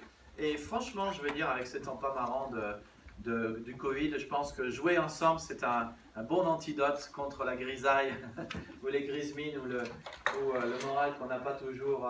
Et donc c'était vraiment un bon moment. Et vous pouvez prier pour ce temps avec les étudiants, pour qu'il y ait des amitiés long terme qui naissent, et puis pour que la bonne nouvelle de Jésus-Christ soit proclamée tranquillement et que le Saint-Esprit fasse son œuvre et ouvre des portes. Et je vous assure que c'est en train d'être là et de venir. Et ça, c'est vraiment une grande chose que le Seigneur est en train de faire. Je vous invite toujours à remplir la carte de com si vous voulez, et puis à nous la remettre. Pour l'annonce, la prière tout à l'heure, pour trouver des moniteurs pour les préados, voilà, si vous êtes intéressés, venez me voir. C'est important que vous soyez membre, c'est une position de leadership. Si vous n'êtes pas membre, vous pouvez devenir membre, commencer à enseigner chez les préados, mais c'est une position de leadership, vous devez être d'accord vis-à-vis de l'enseignement de l'Église et aussi de la vision de l'Église. Dans le bulletin, vous avez donc les notes du message, la meilleure nouvelle qui soit, la grâce restaure. Je l'ai dit et je le redirai, nous connaissons tous des choses dans nos vies, personne ne sort indemne de la vie, personne. Nous avons tous des blessures, des cicatrices, des plaies, et la cause numéro 1 de nos blessures, c'est le rejet. Chacun d'entre nous en a fait l'expérience, rejet de nos proches, rejet de nos parents, rejet de notre conjoint. Alors parfois c'est le rejet, parfois c'est l'abandon. Certains d'entre nous, nous nous souvenons très bien de certains propos blessants. La bonne nouvelle, c'est que la grâce de Dieu restaure et elle fait du bien. Vous connaissez sans doute ce psaume célèbre du psaume 23, la fin du psaume qui dit « L'Éternel est mon berger, je ne manquerai de rien. Il me fait reposer dans de verts pâturages, il me dirige près des eaux paisibles et il restaure mon âme. » Dieu sait que tu as besoin de restauration. Dieu sait que tu as besoin de bons petits pansements sur tes plaies. Dieu sait que tu as besoin de pansements d'amour et surtout de pansements d'amour qui te font guérir. Et dans sa bonté, il veut pourvoir à ce besoin précis. Le Seigneur guérit ceux qui ont le cœur brisé et il pense leurs blessures. Amen. Amen. Alors comment Dieu peut-il te guérir? Un facteur crucial, c'est déjà la relation que tu as avec ton Dieu. Si tu écoutes les hommes, beaucoup d'hommes disent « Oh, avec le temps, tu vas guérir. » Ah, j'aimerais que ça soit vrai. J'aimerais que ça soit vrai. Il y a des choses, moi, depuis 40 ans, je n'ai pas guéri. J'ai besoin du Seigneur sur ce sujet-là. Une autre chose qui fait qu'on guérit ou pas, c'est le type de pensée qu'on a envers soi-même. Si tu penses que tu es un loser, tu seras probablement un loser. Si tu penses que tu es une victime, tu seras probablement une victime. Et ce que moi j'ai appris avec le temps, c'est que si je pense que je suis une victime, je ferai probablement des victimes. Si tu penses que tu es coupable, tu seras coupable et tu feras sans doute des coupables. Il y a aussi des réflexes que nous avons, il y a des analyses sur notre vie que nous faisons, mais la clé, c'est la manière dont tu te vois. Ça, c'est vraiment la clé. Jésus l'a dit, je le redis, c'est un verset que j'ai redit plusieurs fois dans Matthieu 6, 22, 23. Les yeux sont la lampe du corps. C'est la manière dont tu te vois qui déterminera ta vie et qui déterminera beaucoup de choses dans ta vie. Et le problème, c'est que la manière avec laquelle nous nous voyons est déterminée souvent parce que les autres ont dit ou les autres nous ont fait. Alors, je ne sais pas si vous avez déjà été dans des fêtes foraines en France, mais dans les fêtes foraines, il y a souvent un labyrinthe de miroirs. Et alors, parfois, il y a des miroirs grossissants, parfois, il y a... Ça, on n'aime pas trop, hein, les miroirs grossissants. Personne de nous veut se sentir plus gros devant un miroir. On se sent mieux, moi je me sens mieux devant un miroir amincissant. Hein? Et puis il y a des miroirs qui vous grandissent, et puis il y a des miroirs qui vous rapetissent, et puis parfois vous êtes là dans un dédale du labyrinthe, et il y a des miroirs partout, mais alors juste que vous êtes perdu parce que vous ne voyez pas la sortie. Et c'est parfois ce qui se passe dans notre vie. On est là dans nos relations, et il y a des gens qui vous amoindrissent, et il y a des gens qui vous grandissent, et il y a des gens qui disent « tu es trop gros », et d'autres gens qui vous disent « tu es pas si gros que ça ». Et puis il y en a d'autres qui vous donnent des trucs, et ouais, ça sonne bien, mais ça ne vous donne pas la voie de sortie. C'est ça. Et certains ont entendu durant leur enfance toutes sortes de choses. Tu es nul, alors vous êtes persuadé d'être nul. D'autres ont entendu « je t'accepterai si tu as de bonnes notes ». Alors, comme vous n'avez jamais suffisamment de bonnes notes, vous avez du mal à avoir de la valeur et vous ne pensez pas que vous avez de la valeur. Ces informations résonnent dans votre cœur et vous conditionnent et elles vous donnent un regard sur vous-même qui ne vous aide pas. Et cela se retourne contre vous parce que ce regard, vous continuez de l'avoir et vous continuez d'agir comme si vous êtes nul ou une victime et cela ne vous aide pas. Et ce qui fait que, en fait, vous vous blessez perpétuellement en répétant ce genre de pensée sur vous-même. Et ça ne vous arrange pas et ça ne vous donne pas la porte de sortie.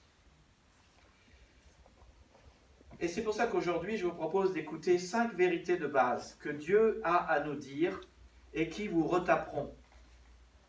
Et si vous voulez être restauré, la grande question c'est, oui, enfin être restauré c'est bien, mais comment être restauré? Comment? Le psaume 19, vous avez vos Bibles avec vous? Je vous invite à amener vos Bibles avec vous. Je pensais tout à l'heure à Béatrice qui disait « J'assure, mais je me sens bien seule et fatiguée. » On sentait que la fatigue était là. Moi, parfois, je fais. Moi, parfois, je suis aussi fatigué. Alors, je pense que d'ici quelques temps, il y a des choses que je ne vais plus faire. Alors, je suis désolé pour ceux qui sont en ligne, mais moi, je fais, mais je pense qu'on va arrêter la vidéo, tout simplement. Bon, ça sera en différé, mais moi, je vais arrêter parce que je fais beaucoup, et parfois, je suis vraiment fatigué. Eric, il le sait, hein, fatigué. Mais voilà la bonne nouvelle. Pour Nicolas et pour vous, pour chacun de nous, voilà une bonne nouvelle qui restaure. Psaume 19, verset 8. Alors, je la lis dans la français courant, je la lirai dans la Louis II. La loi du Seigneur est parfaite, elle rend la force de vivre. Louis II. La loi de l'Éternel est parfaite, elle restaure l'âme. Si bien que si vous êtes fatigué, si vous avez besoin d'être restauré, prenez dans votre semaine du temps tout seul avec Dieu. Le temps que vous avez. Si vous êtes encore fatigué après, prenez encore plus de temps. Si vous avez 1 heure à donner, donnez 1 heure. Mais si ça ne suffit pas, donnez 2, donnez 3, donnez 4, donnez 5. Donnez une journée entière. On peut passer une journée entière sans acheter. La preuve, hier, c'était la journée, tous les magasins étaient fermés, ou presque. Passez une journée entière avec le Seigneur à lire sa parole et à simplement vous laisser vous restaurer par ses vérités bienfaisantes. Et vous verrez, ça le fera. Et ça marchera comme ça. Donc, 5 vérités de base sur lesquelles construire ta vie. 5 vérités importantes qui te resteront. La première, c'est que je suis accepté. Vous êtes accepté. C'est une vérité plutôt sympa. Je suis toujours prêt à l'accepter parce que c'est sympa d'être accepté. Nous cherchons tous d'être acceptés dans notre vie et nous recherchons l'acceptation de tout le monde dans notre vie. L'acceptation de nos parents, l'acceptation de nos pères, l'acceptation de nos amis, de notre famille. C'est un besoin fondamental. Et pour ce besoin fondamental, nous sommes prêts quasiment à faire n'importe quoi. N'importe quoi. Je l'ai déjà dit, mais quand nous avons commencé notre vie pastorale à Caen, nous devions acheter une voiture. Et j'avais devant moi deux choix, la 405, elle me plaisait bien la 405 à l'époque. Et puis, non, mais je me suis dit, je ne peux pas acheter une 405 parce que les chrétiens dans l'église vont dire que j'ai de l'argent. Et avoir de l'argent, c'est mal. C'est ce que je pensais à l'époque. Avoir de l'argent, c'est mal. Ce n'est pas ce qu'a dit le Seigneur. Donc, nous allons acheter une R19. Ça, c'est plus raisonnable. Ça va être acceptable et accepté par les chrétiens.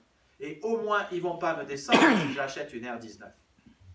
Et ça n'a pas empêché une des paroissiennes de me dire que j'avais une voiture de fonctionnaire. Alors, je l'ai regardé, j'ai du mal à comprendre. Je lui ai dit, tu peux me traduire en français courant ce que ça veut dire, une voiture de fonctionnaire? Et ce n'était pas un compliment. Quand je lui ai demandé, ce n'était pas un compliment. Nous pensons que si nous étions parfaits, si j'avais une apparence parfaite, si mes prédications étaient parfaites, si ma voiture est parfaite, si ma femme est parfaite, si mon chien est parfait, si mon poisson rouge est parfait, alors tout irait bien. Et que nous serions acceptés par les autres.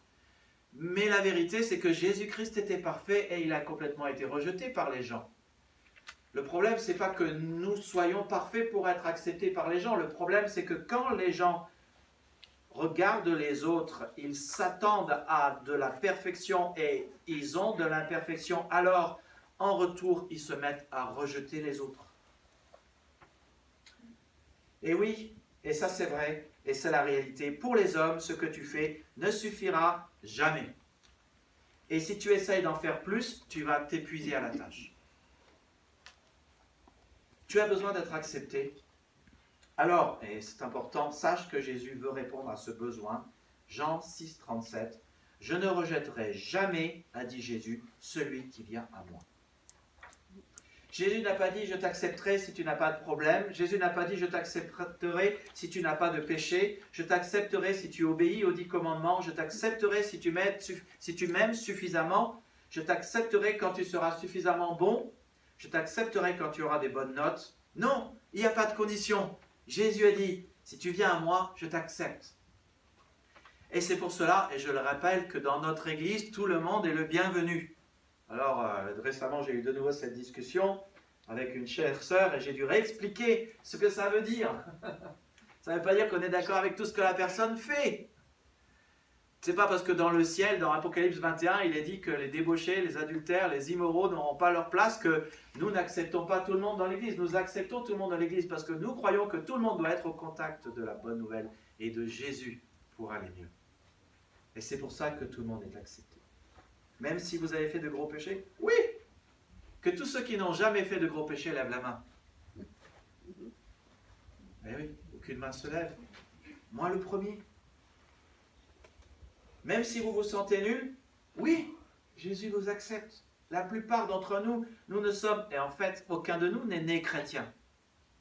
Un jour, nous sommes venus à l'église, un jour, nous sommes venus à Jésus, un jour, nous avons franchi la ligne, un jour, nous avons choisi Jésus, nous l'avons accepté, mais en fait, et voilà ce que la Bible nous rappelle, c'est qu'en fait, le Christ nous a accueillis, le Christ nous a reçus. Nous avons choisi Dieu, mais voilà aussi ce que la Bible rappelle, c'est non seulement Jésus nous a acceptés, reçus, mais il nous a aussi choisis. Vous, par contre, vous êtes une lignée choisie.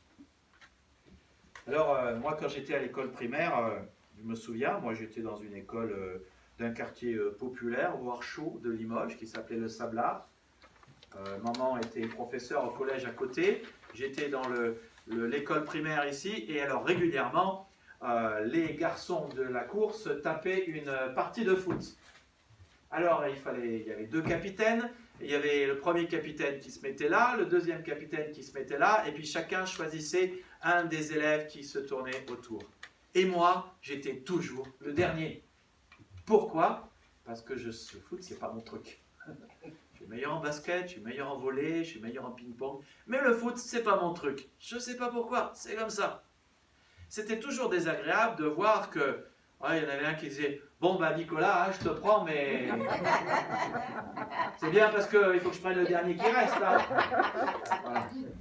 Et ça, c'était jamais bon pour le moral. Et d'avoir été le petit dernier de la famille, où tout le monde était occupé, et papa et maman, bon, ça n'allait pas très fort à ce moment-là. Et moi, j'avais toujours l'impression d'être le petit abandonné. Et ça non plus, c'était pas bon pour le moral.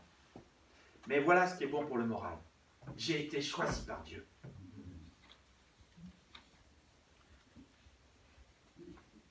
Parce que le fait d'avoir été choisi par Dieu, ça me montre que j'ai de la valeur à ses yeux. Et ça, c'est le deuxième point. Et je ne suis pas en train de parler... Je ne suis pas en train de parler de la valeur de l'argent que tu as en banque, en parlant de valeur, parce que ta valeur n'est pas déterminée par la valeur de ton compte en banque. Ni par la montre que tu portes, d'ailleurs. Parce que je rappelle qu'une Rolex, je ne sais pas combien ça vaut, mais c'est un truc du genre 50 000 €.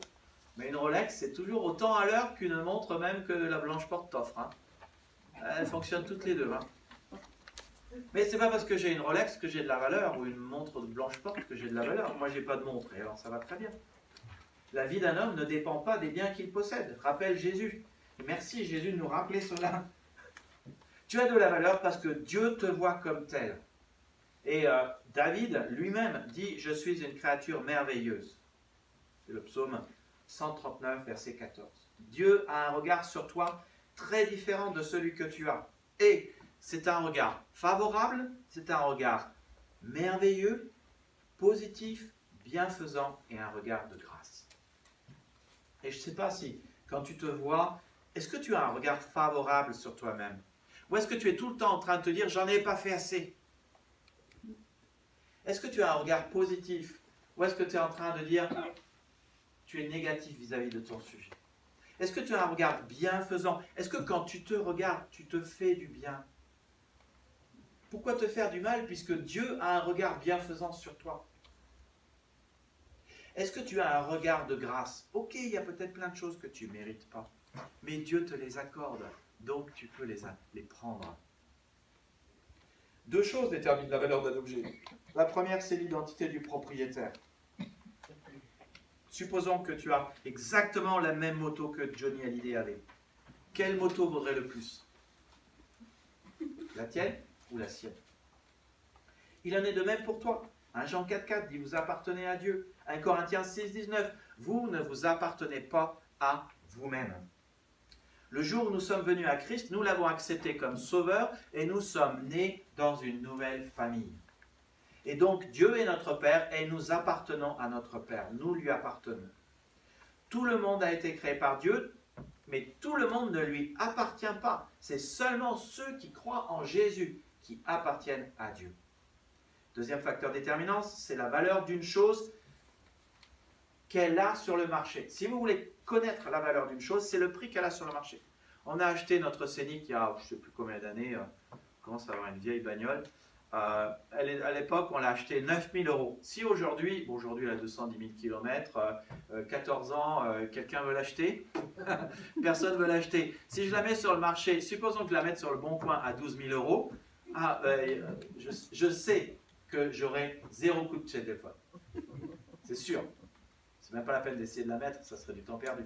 Mais si j'essaye même de la vendre à 1 000 €, je pense, c'est bien, on n'est plus en direct là.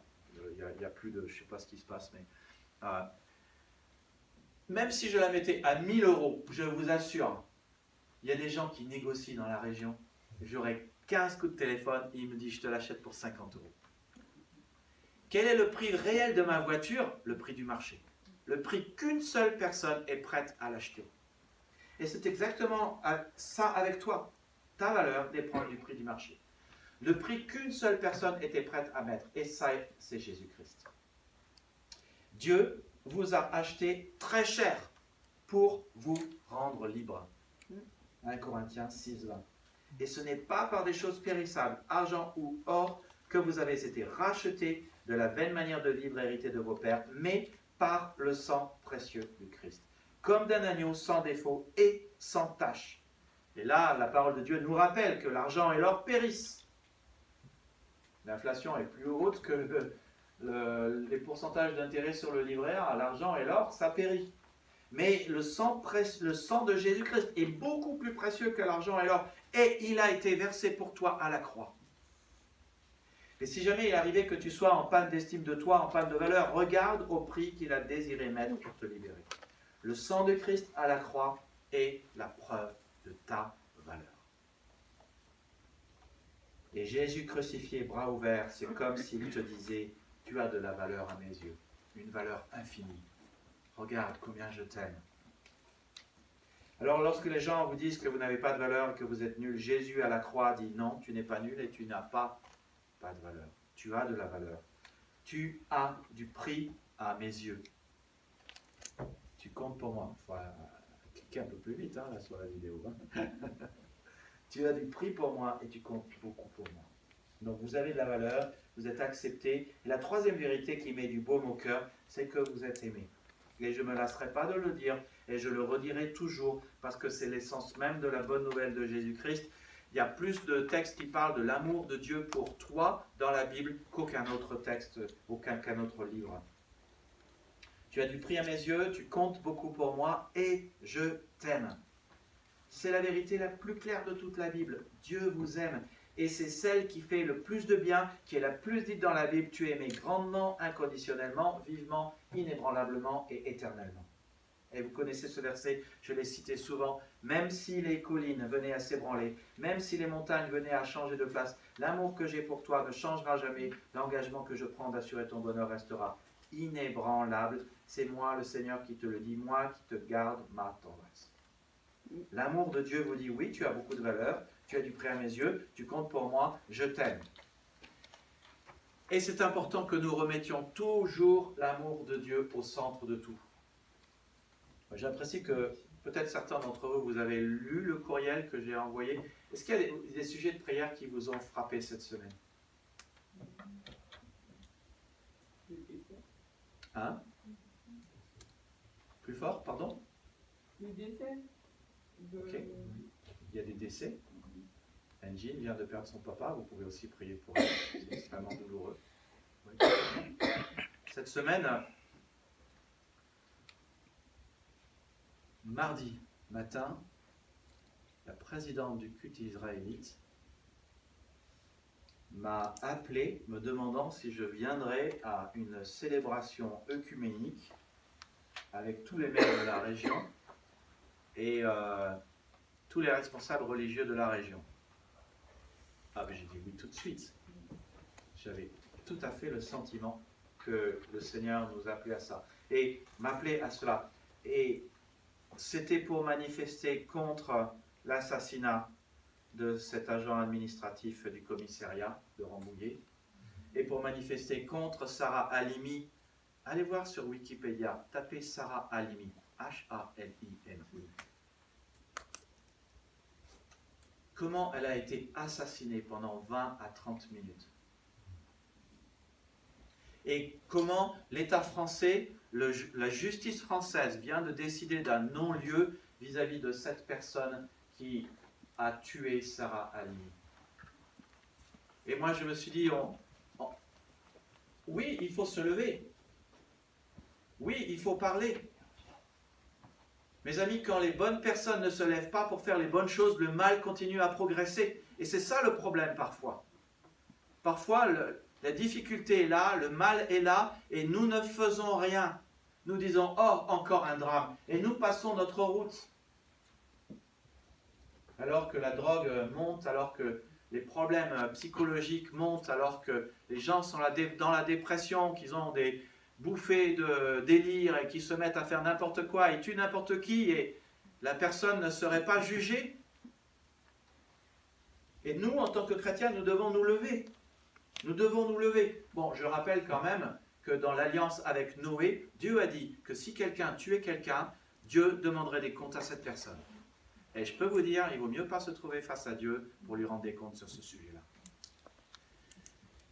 Mais au cœur de ce que j'ai... Donc je vous remercie pour ceux qui ont prié pour moi. Merci à Marie d'avoir prié pour moi. Mais au cœur de ce que j'ai dit ce jour-là, l'évangile. Dieu nous a créés par amour, pour nous aimer. Pour que nous ayons une relation d'amour avec lui. Que nous soyons aimés par lui et que nous puissions l'aimer en retour. Et je me suis aussi permis de rajouter que nous croyons en tant que chrétiens, j'étais le seul chrétien hier, hein, nous croyons en tant que chrétiens que Jésus-Christ est mort pour nos péchés afin que nous puissions être en paix et réconciliés avec Dieu. Et que donc ces deux composantes de base, l'amour et la paix, soient au centre de notre vie. Ça va les écrans là? Voilà. Oubliez les écrans, prenez les notes, tout est ici. Oubliez les écrans, on peut tout éteindre, ça distrait tout le monde, c'est plus simple de lire ici. Donc je rappelle que l'amour de Dieu est au centre de tout dans notre vie et c'est le centre de l'évangile, est un tout. J'aimerais rappeler aussi que c'est au centre de l'amour, c'est au centre de la stabilité de notre monde. Aujourd'hui, au centre de la stabilité de la France et du monde entier, il y a les familles. Et le centre de la stabilité des familles, c'est le couple. Et le centre de la stabilité du couple, c'est l'amour. Le problème avec l'amour, c'est que des hommes et des femmes s'engagent inconditionnellement par les vœux du mariage et ils se disent « je t'aimerai jusqu'à ce que la mort nous sépare ». Et un jour, il y a une belle femme qui passe devant l'homme et il décide de suivre la femme. Et là, il se dit « bon, en fait, je t'aime plus ». Non, en fait, c'est que tu n'as pas tenu tes yeux et ton cœur, c'est tout. Les vœux sont à respecter. Aujourd'hui, on dit « je t'aime jusqu'à ce que la mort nous sépare » et demain, on dit « je ne t'aime plus, séparons-nous ». Mais le dessein de Dieu pour le mariage et pour nos familles, c'est justement d'être le reflet de son amour inconditionnel. Jusqu'au bout, jusqu'à la mort, comme le Christ, le couple est censé refléter l'amour de Christ et l'engagement de Christ jusqu'à la mort, un amour inconditionnel.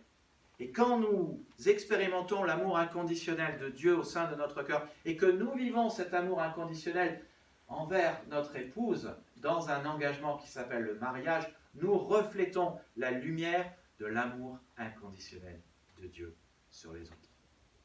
Et notre monde en a besoin, nos enfants en ont besoin, nous en avons besoin, nous avons tous besoin de l'amour inconditionnel. Alors donnons aux autres ce que le Seigneur nous donne et ce que nous aimerions que les autres nous donnent aussi.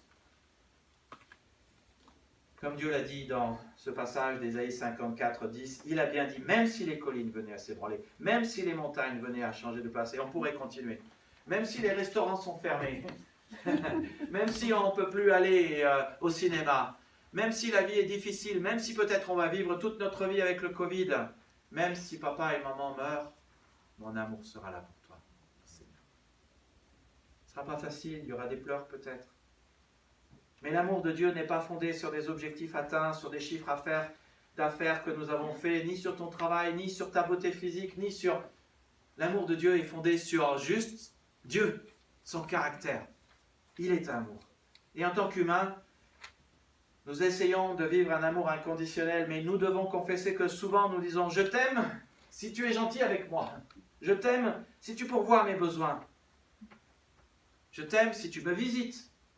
Je t'aime si tu fais le groupe de maison chez moi. Je t'aime à condition que tu satisfasses mes attentes, mais je ne les ai pas exprimées. Je t'aime à condition que tu fasses ceci pour moi. » Mais Dieu veut juste que l'amour soit inconditionnel. L'amour dont il nous aime est inconditionnel. Et l'amour inconditionnel avec lequel nous nous aimons les autres doit toujours être inconditionnel. Et ça nous remet en question, ça te remet en question et ça me remet en question. Parce que parfois, quand quelqu'un me dit une vacherie, j'ai pas envie de l'aimer, hein. Eh oui. Dieu te dit une seule chose et qu'il répète partout dans sa parole, je t'aime. Point. Sans si, sans condition. Pas besoin d'être beau, pas besoin d'avoir toutes tes dents comme il faut, pas besoin d'avoir le ventre qui est la bonne dimension. Pas besoin d'accepter ton corps, pas besoin de t'aimer toi-même. Dieu dit « je t'aime ». Pas besoin d'obéir ses commandements pour qu'il t'aime. Pas besoin d'aller à l'église pour être aimé par lui. Ce qui ne veut pas dire qu'il ne faut pas aller à l'église. Son amour ne faiblit pas et ne disparaît pas au gré des choses qu'il traverse. Et il y a des moments, des passages marrants dans la Bible. Hein, parfois on dit, vous vous souvenez de l'épisode d'Élie avec les prophètes de Baal? Il dit, vous allez faire votre sacrifice et moi je vais faire mon sacrifice et on va tous les deux prier notre Dieu et on va voir qui est le Dieu qui met le feu au brasier. Qui est le Dieu qui fait le barbecue. Et tous les prophètes de Baal prient et se jeûnent et ils se font des incisions dans la chair. Et Élie leur dit, alors, votre Dieu, est-ce qu'il a les pieds couverts? Vous savez ce que ça veut dire, les pieds couverts? Il n'y a qu'un endroit où vous avez les pieds couverts. Quand vous êtes au WC. Quand vous êtes au WC et que vous avez tombé votre pantalon ou vos habits et vous avez les pieds couverts, voilà, c'est ça ce qu'Élie dit. Et tu vois, notre Dieu, c'est ça qui est génial. Notre Dieu, il n'a jamais les pieds couverts, il part jamais en vacances et il n'est jamais en récupération de temps. Il est toujours présent. Les dieux des autres, oui, ils ont besoin de prendre du repos parfois, ou d'être au WC. Mais pas notre Dieu. Donc vous êtes aimé, vous avez de la valeur, vous êtes accepté. Et voilà la quatrième vérité qui est tellement appréciable. Je suis pardonnable et pardonné. Pardonnable et pardonné. C'est une vérité facile à apprécier parce que nous avons tous raté plein de choses et nous en ratons encore et nous en raterons encore. Si à l'écran devait être affiché toutes les choses que moi j'ai faites, je devrais sortir de la salle et toi aussi. Chacun de nous. Mais Dieu dit, je peux tout effacer, effacer ton ardoise, l'écran. Personne d'entre nous n'est parfait, mais Dieu dit, tu es pardonnable. Souvent, les hommes disent, ah oui, mais tel péché n'est pas pardonnable. Ça, c'est sûr. Mais en fait, pour Jésus-Christ, il dit, il n'y a qu'un seul péché qui n'est pas pardonnable, c'est le péché du Saint-Esprit, contre le blasphème contre le Saint-Esprit. Et le blasphème contre le Saint-Esprit, contrairement à ce que beaucoup de gens disent, il faut prendre le texte, prenez le texte dans Matthieu 12 et regardez le contexte. C'est quand le Saint-Esprit fait un miracle de dire que c'est Satan qui l'a fait. Rien d'autre. Et la majorité des chrétiens, parfois des chrétiens viennent me voir et disent, mais moi j'ai commis un péché impardonnable. J'ai dit, qu'est-ce que vous avez fait? Je dis, rassurez-vous, ce n'est pas impardonnable. Ah bon? Non. Tous les péchés sont pardonnables pour Dieu.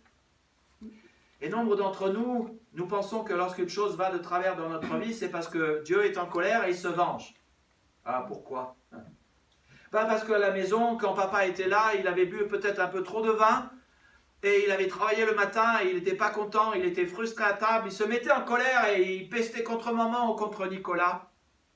Et alors, on garde une image d'un Dieu, d'un père, qui se met en colère.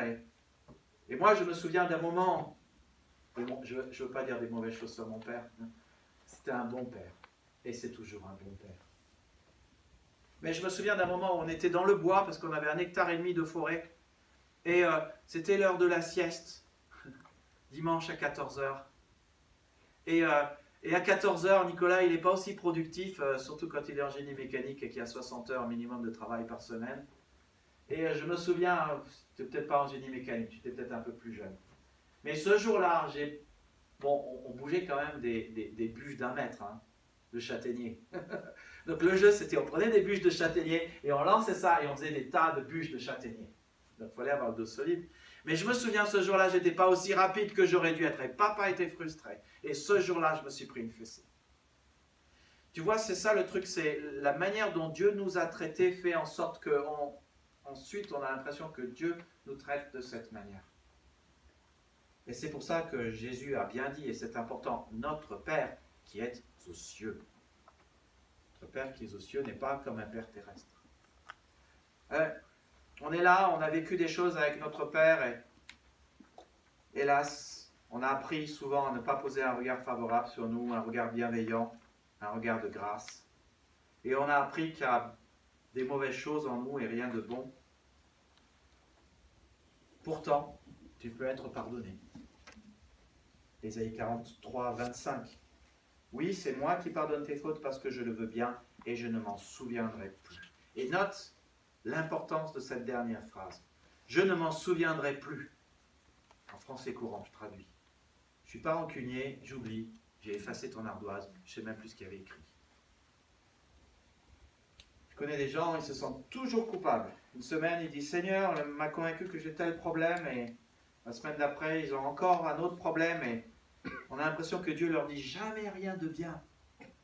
Ça, c'est pas le Saint-Esprit, Ça, c'est pas le Saint-Esprit. Le Saint-Esprit, il n'est pas là pour nous plomber, pour nous dire des trucs négatifs. Le Saint-Esprit, il est là pour nous aider, pour nous encourager, pour nous dire, tu peux le faire. Ok, c'est un défi, mais Tu peux le faire pour nous réconforter, pour nous consoler. Certains d'entre nous, nous pensons que Dieu nous dit « pas assez travaillé, pas assez fort, pas assez longtemps ». Une voix résonne en nous, tu n'es pas à la hauteur. Et on croit que c'est Dieu qui nous parle. Est-ce que c'est vraiment Dieu qui nous parle? Ou est-ce que c'est la voix de nos parents qui nous parle, qui résonne en nous? Que vous ayez commis le mal ou non, Dieu dit simplement, je ne me souviens plus de tes péchés. Beaucoup, nous pensons qu'une fois arrivé au ciel, Dieu nous dira, je vais repasser avec toi tout ce qui s'est passé dans ta vie. Mais non, le texte dit, Ésaïe 43, 25, je ne m'en souviendrai plus. Et on sera là, on dira à Dieu, Seigneur, tu n'aurais pas oublié quelques points là, de ma vie? Et Dieu dira, oui, en fait, j'ai oublié quelques points de ta vie. Donc, on n'en parle pas. Dieu dit clairement que celui qui croit en Jésus passe par-dessus le jugement. Il ne vient pas en jugement. Jean 5, 24.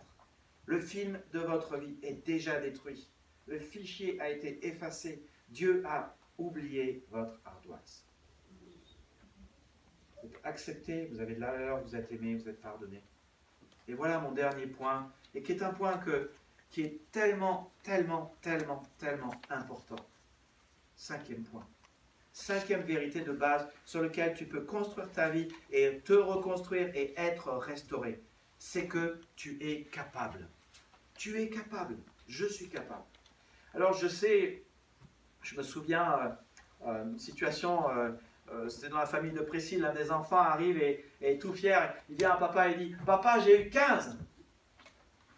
Et papa il dit, c'est bien, mais tu aurais pu avoir 20. Et parfois c'est ce qui se passe dans notre vie, tu vois. Et on a enregistré que quoi qu'on fasse, ça ne suffit pas. Ça ne suffira jamais. Et même si vous essayez plus fort, vous n'êtes pas capable d'atteindre le 20. Qui peut avoir un 20 sur 20? En France, c'est presque mission impossible. On vous a dit, tu ne peux pas te mesurer à mon standard. Et donc tu as cru que tu ne peux pas te mesurer au standard, à tes standards, au standard des autres, au standard de Dieu. Satan lui-même te dit, tu n'es pas capable. Regarde, Dieu t'a de nouveau pardonné, Dieu t'a dit, vas-y, fais ceci, et encore une fois, tu t'es vautré et tu es tombé. C'est la preuve, tu n'y arrives pas, tu es un bon arrière. Satan nous le dit aussi. Vous vous souvenez ce que j'ai dit la dernière fois? La vraie question, ce qui est important, c'est qu'est-ce que dit Dieu? Pas qu'est-ce que tu dis. Même si Dieu valorise ton point de vue et ton ressenti et veut l'entendre et l'accepter, et moi aussi. Mais ce qui compte, c'est que dit le Seigneur réellement sur le sujet. Eh bien, d'après lui, tu es capable. Alors, admettons que Dieu veuille effectivement que tu aies de bons résultats à l'école ou au travail, parce qu'il veut que tu sois un bon témoignage, il ne faut pas l'oublier. Le Seigneur a dit que nous sommes la lumière du monde. Alors, on ne brille pas en ayant des mauvaises notes. Ça, c'est plutôt être une étoile noire. Une étoile qui brille, c'est une étoile lumineuse, avec de la lumière. Et la lumière, c'est le bien. C'est plutôt des bonnes notes. Mais je me permets de préciser que la vie, la volonté de Dieu ne se résume pas à avoir de bons résultats. Il y a beaucoup plus que cela. Je ne dis pas que ce n'est pas du tout important. Je dis simplement que ce n'est peut-être pas le plus important, ou peut-être pas la seule chose importante. Ne me faites pas dire ce que je n'ai pas dit. Je n'ai pas dit qu'il ne faut pas ne pas avoir un bon témoignage. Je n'ai pas dit qu'une bonne note, ce n'est pas important. Je dis juste, c'est peut-être pas la seule chose importante. Il y a aussi les relations. Il y a aussi ce que dit le Seigneur, l'amour, au centre de tout. Expérimenter l'amour du Seigneur et transmettre l'amour du Seigneur aux autres, à vos parents. Vos parents ont aussi besoin d'amour. Vos frères et sœurs ont aussi besoin d'amour. Votre femme, votre époux a aussi besoin d'amour. Il y a aussi la question de la paix, vivre en paix. Voilà une chose qui est importante. Dans ce monde où on se blâme de plus en plus, Noisiel, mardi soir, 12 coups de feu ont été tirés sur un jeune homme musulman du nom de Junior. 12 coups de feu à bout portant. Nous avons besoin de paix dans ce monde. Et qui va amener la paix? Qui va amener l'amour? Nous. Ça, c'est important. Et puis il y a aussi le fait d'être bien en soi. Dieu nous a envoyé son Fils Jésus-Christ, certes pour nous sauver, mais aussi pour que nous soyons heureux, contents, que tout aille bien dans notre vie. Oui, pour que nous ayons du fun, pour qu'il y ait de la joie. Sinon, Jésus n'aurait pas dit les béatitudes. Heureux les pauvres en esprit, heureux ceux qui pleurent, car ils seront consolés. Ce qui préoccupe Dieu, c'est ta relation avec lui et avec les autres. Est-ce que tu mets l'amour au centre de tout? Est-ce que tu mets la paix au centre de tout? Ou est-ce que c'est ton ego au centre de tout? Ou est-ce que tu mets le bien au centre de ta vie? Et tu vois, les choses dont je parle ici sont en fait des choses que Dieu attend de toi, mais aussi Dieu te rend capable de les faire. Dieu te rend capable d'aimer. Dieu te rend capable de faire la paix. Dieu te rend capable de rechercher le bien. Et que ce soit dans tes notes ou ton bien-être intérieur, Dieu te rend capable. J'ai une bonne nouvelle. Si tu lui fais confiance pour ta vie, il te rendra capable de vivre pour lui. Il te rendra capable d'aimer, capable de créer la paix, capable de faire le bien, capable de mettre ton ego derrière. Tu pourras dire non au mal et oui au bien. Comment je le sais? Écoute ce que Dieu a à dire. Galates 2:20. Ce n'est plus moi qui vis, c'est le Christ qui vit en moi. On lit ça, on a tellement l'habitude de le lire. Vous réalisez ce que ça veut dire? Paul était un meurtrier et un blasphémateur.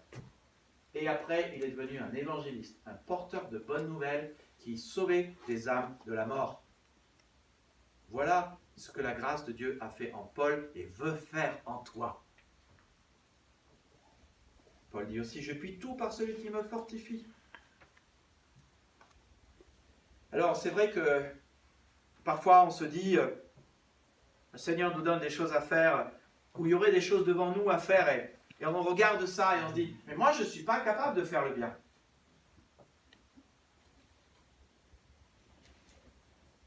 Apporter la bonne nouvelle à quelqu'un qui ne connaît pas le Seigneur et lui tendre la perche pour qu'il puisse se convertir. Vous avez déjà amené une âme à Christ? Vous savez quoi? Vous en êtes capable. Comment je le sais? Jésus l'a dit. Vous serez mes témoins. Vous recevrez une puissance. Et cette puissance, elle est suffisante. Mais la question, c'est quand nous avons des choses devant nous et nous avons l'impression que nous ne sommes pas capables. Quelle est la recette?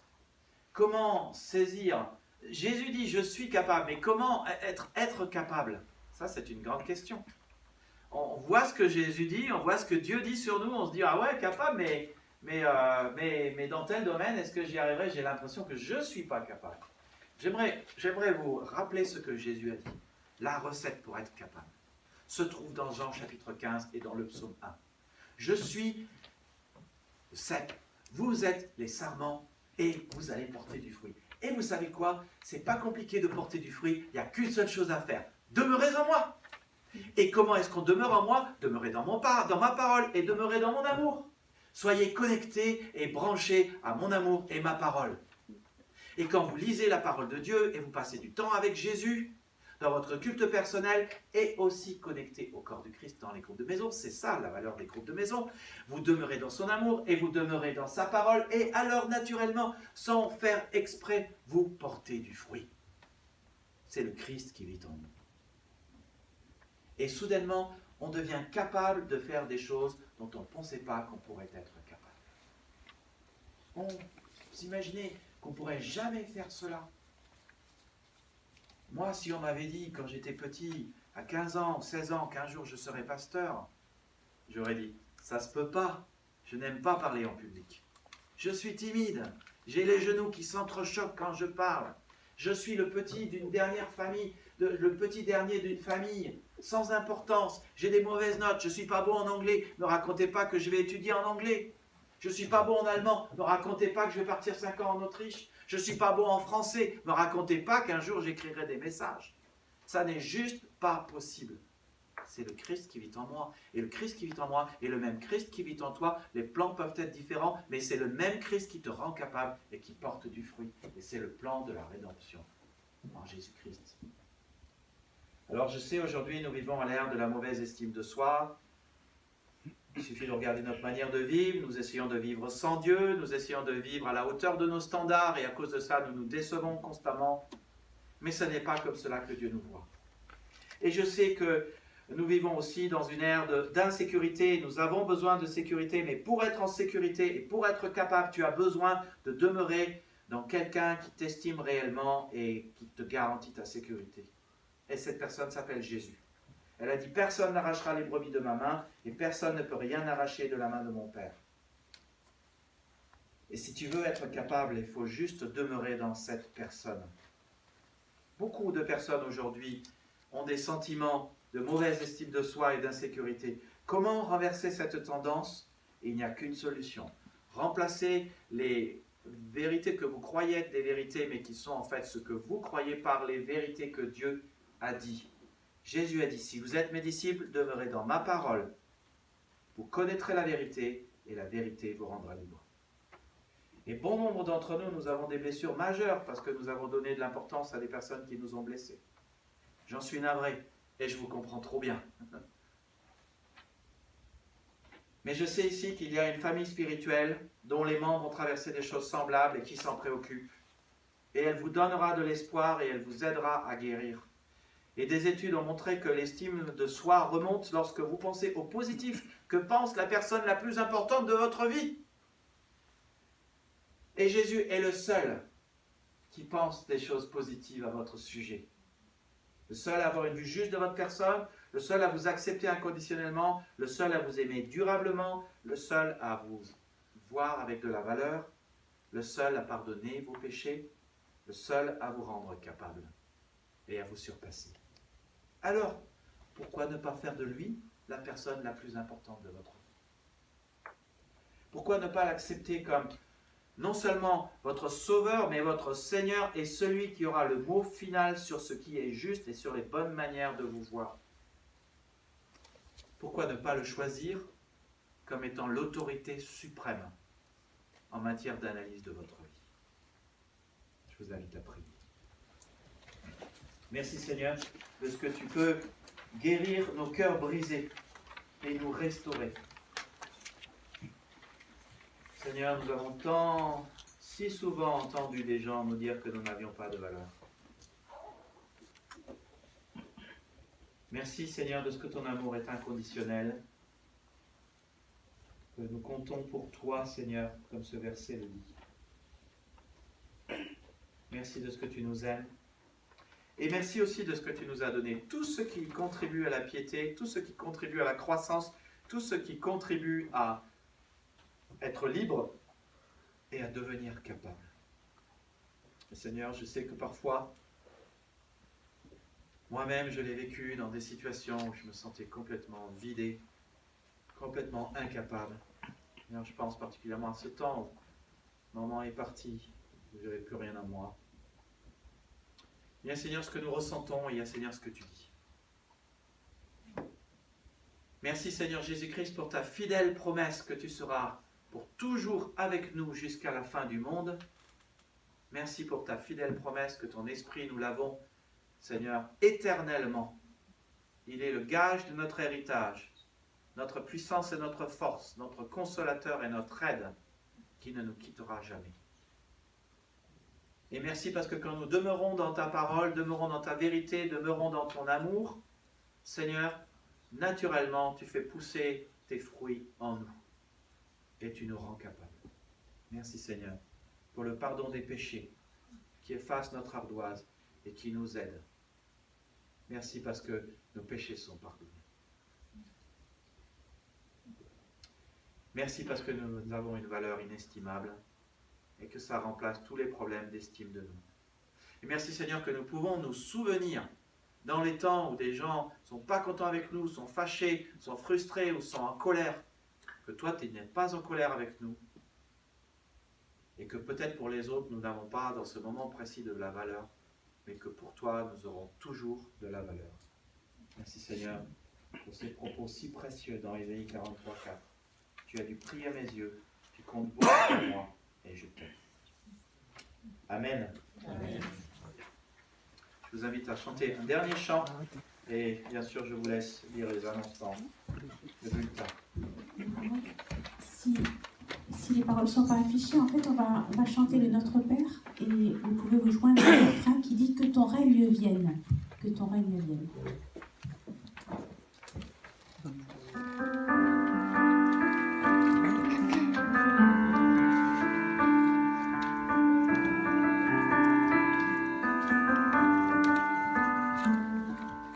Notre Père qui es aux cieux, que ton nom soit sanctifié, qu'il soit connu en tout lieu, qu'il soit loué, honoré.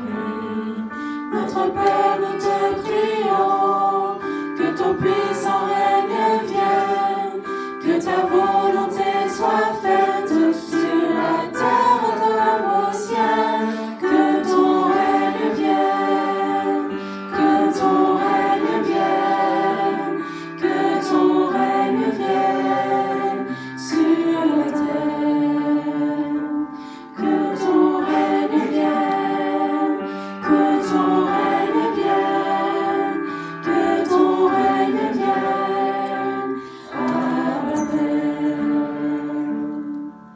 Donne-nous au jour le jour notre pain pour nos besoins. Apprends-nous au long des jours à dépendre de ta main. Pardonne-nous, Dieu de la vie, nos offenses et nos péchés, comme nous pardonnons aussi à ceux qui nous ont offensés. Que ton règne vienne, que ton règne vienne, que ton règne vienne sur la terre. Que ton règne vienne, que ton règne vienne, que ton règne vienne, Abba Père. Dans les jours de tentation, garde nos cœurs, nos pensées, fortifie nos convictions, notre foi, notre volonté.